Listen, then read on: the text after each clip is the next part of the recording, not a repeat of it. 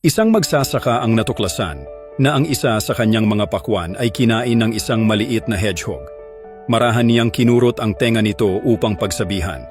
Kinabukasan, bumalik ang hedgehog kasama na ang kanyang ama. Ngunit agad na tumakbo ang mas nakatatandang hedgehog nang makita ang magsasaka. Iniwan ang maliit na hedgehog na patuloy na kinakain ang pakwan. Nagulat ito at nagkubli ito na parang isang bola bilang depensa. Napangiti ang magsasaka kaya't muli niyang hinawakan ang tainga ng hedgehog bilang banayad na pagpuna. Sa ikatlong araw, mas naging matalino na ang hedgehog. Tuwing siya'y mahuhuli, agad itong nagtatago sa ilalim ng mga dahon. Nakita ito ng magsasaka kaya't ipinadala niya ang kanyang aso upang hulihin ito. Napansin ng magsasaka na puno ng kuto ang hedgehog kaya't maingat niyang tinanggal ang mga ito bago ito palayain. Sa kanyang pagkagulat, bumalik ang hedgehog sa ika-4 na araw.